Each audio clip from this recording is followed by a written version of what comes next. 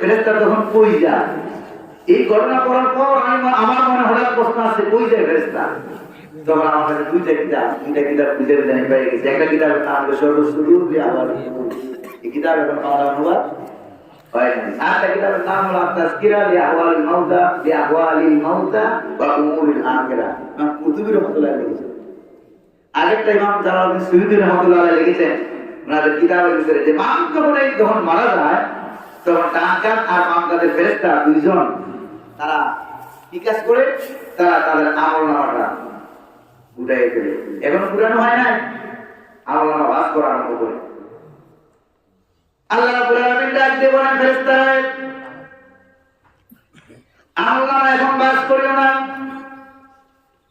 আর কিছুক্ষণ খোলা রাখো।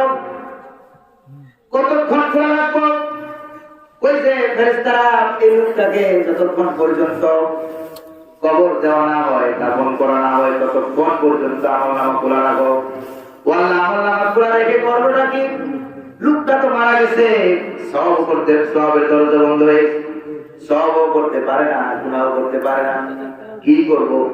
ওই যে তার আমলনামাটা খোলা রেখে তার এলাকায় ঘোরাফেরা করো, তার সম্পর্কে তার এলাকার মানুষ সেই ভালো ভালো কথাগুলি বলে, ওই ভালো কথাগুলি তার সওয়াবের আমলনামায় উঠে দাও। খারাপ কথাগুলি বললে গুনাহের আমলনামায় উঠে যায়। আর তাকে যতক্ষণ কবরে দেওয়া না হয় ততক্ষণ পর্যন্ত আমলনামা খোলা রেখে এগুলি লিখতে থাকো।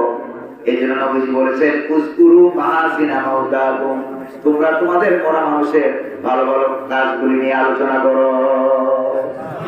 তোমরা করবে আলোচনা, তার আমলনামায় লেখা হয়ে যাবে সওয়াব। সুবহানাল্লাহ বলেন। সুবহানাল্লাহ।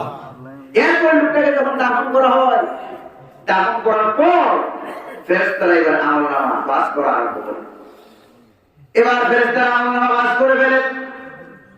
পাস করার পর লোকটাকে যখন কবর দেওয়া হয়ে গেছে, মাদফুন করা হয়ে গেল, এবার ফেরেশতারা আমলনামা পাস করে বলে, আল্লাহ এই লোকটার জন্ম থেকে নিয়ে আমি মৃত্যু পর্যন্ত একজন ছিলাম ডান কাঁধে, আরেকজন ছিলাম বাম কাঁধে। আল্লাহ তাআলা দুনিয়ার জমিনে যেখানে লোকটা গিয়েছে আমরা সেখানে গিয়েছিলাম।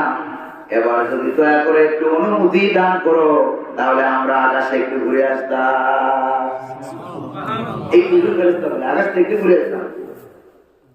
আল্লাহ পাক বলেন, ফেরেশতারা, আমার আকাশে ফেরেশতার কোনো অভাব নাই। সুবহানাল্লাহ। আকাশে তোমাদের আসার অনুমতি নাই। রব্বুল আলামিন কি করব? লোকটা তো মারা গেছে, কাজ দাও। আল্লাহ পাক বলেন, আমার এই ঈমানদার বান্দা বান্দীকে যে কবর দেওয়া হয়েছে, তার কবরের ডান পাশে একজন দাঁড়াও, শিওরের ডান পাশে একজন দাঁড়িয়ে যাও, বাম পাশে আরেকজন দাঁড়িয়ে যাও। দুইজন দাঁড়িয়ে গেল। দাঁড়িয়ে বলে, রব্বুল আলামিন কতক্ষণ দাঁড়িয়ে থাকবো, কি করব বলো? আল্লাহ পাক বলেন, ফেরেশতারা দাঁড়িয়ে দাঁড়িয়ে তার জন্য আমার কাছে ক্ষমা চাও, দোয়া করো। তার জন্য ক্ষমা চাও, দোয়া করো। আল্লাহ কতক্ষণ পর্যন্ত দাঁড়িয়ে থাকবো, কতক্ষণ তার জন্য তোমার কাছে ক্ষমা চাইবো, দোয়া করবো? আল্লাহ পাক বলেন, ইলা ইয়াউমিল কিয়ামাহ, ইলা ইয়াউমিল কিয়ামাহ। তার কবরের ডান পাশে এবং বাম পাশে দাঁড়িয়ে দাঁড়িয়ে কিয়ামত পর্যন্ত আমার কাছে তার জন্য দোয়া করতে থাকো। ভাইয়া, ফেরেশতারা দোয়া করুক, এটা আমরা চাই না? প্রত্যেক দিনের রাত্রে আমার আপনার ডান পাশে 10 জন ফেরেশতা নাযিল হয়। কয়জন? ফেরেশতার বয়ান আছে আলাদা আমার কাছে। কোন ফেরেশতা দেখতে কেমন,